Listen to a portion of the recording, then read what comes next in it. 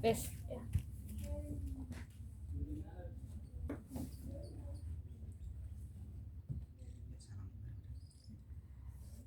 Assalamualaikum warahmatullahi wabarakatuh. Sebelumnya yang kami hormati Bapak Muhammad Atib Ridwan Azizi, Magister Hukum, dan yang kami hormati teman-teman serta penonton yang budiman. Kami mahasiswa dari Sekolah Tinggi Agama Islam Wali 9 Semarang akan memaparkan tentang hak asasi manusia. Sebelumnya saya akan memaparkan tentang sedikit sejarah hak asasi manusia. Sejarah upaya pemajuan hak asasi manusia, penghormatan dan penegakan hak asasi manusia yang telah mendapat perhatian dunia internasional adalah ketika organisasi Perserikatan Bangsa-Bangsa atau biasa disebut dengan PBB ini membentuk Komisi PBB untuk Hak Asasi Manusia pada tahun 1946. Langkah-langkah untuk pemajuan, penghormatan dan penegakan hak asasi manusia semakin nyata ketika Majelis Umum Perserikatan Bangsa-Bangsa mengeluarkan Deklarasi Universal Hak Asasi Manusia atau yang biasa disebut dengan Universal Declaration of Human Rights pada tanggal 10 Desember 1948. Dan untuk yang selanjutnya akan dipaparkan pengertian hak asasi manusia yang akan dipaparkan Saudari Faridatun Nafiah. Untuk Saudari Faridatun Nafiah, waktu dan tempat saya persilahkan. Terima kasih atas waktunya. Saya sedikit akan memaparkan tentang pengertian hak asasi manusia. Manusia yang merupakan ciptaan Tuhan Yang Maha Esa mempunyai tugas untuk memelihara dan menjaga kedamaian serta kesejahteraan bagi sama manusia. Hal ini perlu dilakukan agar keharmonisan lingkungan dapat terjaga, sehingga kehidupan manusia menjadi lebih sejahtera dan lebih layak. Maka dari itu, sudah sejak lahir, jika setiap manusia memiliki hak-hak dasar yang sudah melekat di dalam dirinya, hak dasar itu harus dihormati, dihargai, dipertahankan, dan tidak boleh dirampas atau direbut paksa oleh orang lain agar hubungan sesama manusia bisa menjadi lebih harmonis. Di sini banyak sekali pengertian hak asasi manusia menurut para ahli. Yang pertama yaitu dari ahli Peter R. Baer, yang kedua yaitu John Locke, yang ketiga yaitu A.C.M. Milner, yang keempat yaitu G.J. Wolhoff, yang kelima yaitu Austin Rand. Kemudian sebagai bentuk perhatian Republik Indonesia memunculkan Undang-Undang Nomor 39 Tahun 1999 tentang HAM, yang menurut undang-undang tertulis bahwa hak asasi manusia adalah hak seperangkat hak yang melekat pada hakikat dan keberadaan manusia sebagai makhluk Tuhan Yang Maha Esa dan merupakan anugerahnya yang wajib dihormati, dijunjung tinggi, dan dilindungi oleh negara, hukum, pemerintah, dan setiap orang demi kehormatan serta perlindungan harkat dan martabat manusia. Demikian pemaparan tentang pengertian HAM dari saya. Waktu dan tempat saya kembalikan ke moderator. Terima kasih untuk pemaparannya.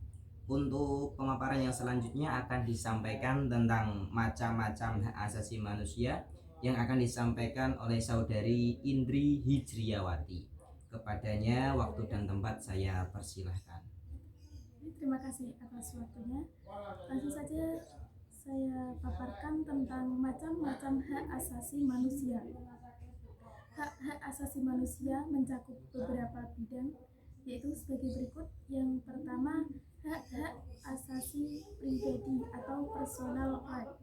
Contohnya yaitu hak untuk kebebasan memilih agama. Kemudian yang kedua ada hak-hak asasi ekonomi atau property right.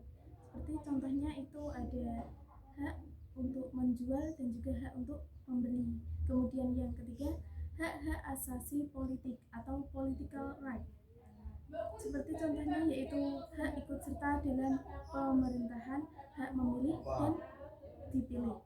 Kemudian ada yang keempat, hak-hak asasi untuk mendapatkan perlakuan yang sama dalam hukum dan pemerintahan atau right of legal equality. Kemudian yang kelima, ada hak-hak asasi sosial dan kebudayaan atau sering disebut sebagai social and cultural right.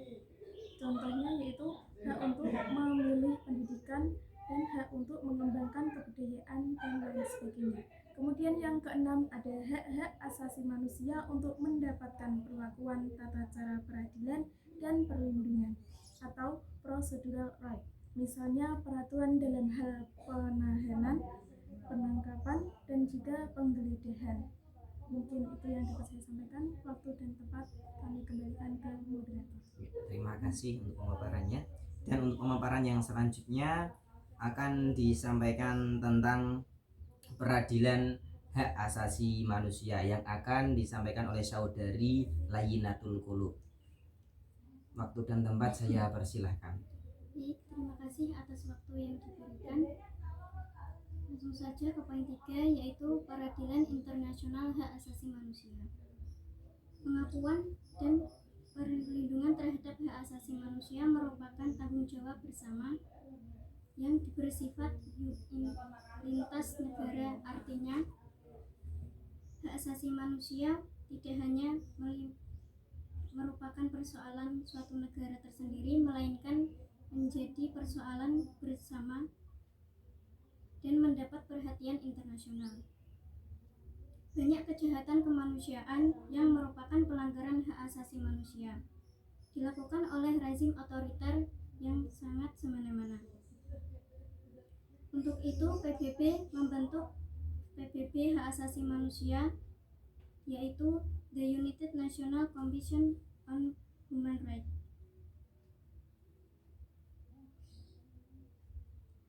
Contoh pelaksanaan pengadilan internasional yang memproses dan mengadili pelanggaran hak asasi manusia adalah pada tahun 1987, Klaus Barbie, mantan komandan polisi rahasia Gestapo Nazi Jerman, dijatuhi hukuman seumur hidup. Ia dinyatakan bersalah karena ke kamp Konstrai dan menyiksa 842 orang Yahudi dan Partisai Prancis, sehingga 344 dinyatakan tewas, termasuk 52 anak. Sekian pemaparan dari saya kembalikan ke moderator. Ya, terima kasih atas pemaparannya. Untuk selanjutnya sedikit kesimpulan dari saya. Jadi hak asasi manusia dalam pengertian umum merupakan hak dasar yang dimiliki pribadi manusia sebagai anugerah dari Tuhan yang dibawanya sejak lahir. Hak-hak dasar manusia mencakup hak hidup, hak kemerdekaan atau kebebasan, dan juga hak memiliki sesuatu. Sejarah perkembangan hak asasi manusia telah melalui beberapa tahapan yang sangat panjang. Inti perjuangan hak asasi manusia dari tahun ke tahun hampir sama, yaitu sekitar upaya manusia untuk melawan kelalaian penguasa dan memperjuangkan harkat dan martabat kemanusiaan dalam kehidupan bernegara. Hak asasi manusia diatur hak asasi manusia diatur dan dilindungi oleh Perundang-undangan RI, di mana setiap bentuk pelanggaran hak asasi manusia, baik yang dikeluarkan oleh seseorang, kelompok, atau suatu instansi atau bahkan suatu negara, akan diadili dalam pelaksanaan peradilan hak asasi manusia, atau yang lebih intinya, sebagai manusia yang sudah dianugerahi oleh Tuhan berupa hak asasi manusia, maka dari itu kita harus menjaga jangan sampai hak asasi itu dilanggar atau diinjak-injak oleh orang lain. Mungkin sekian pemaparan materi tentang hak asasi manusia dari kelompok kami. Kurang lebihnya kami mohon maaf. Yang selanjutnya, wassalamualaikum warahmatullahi wabarakatuh.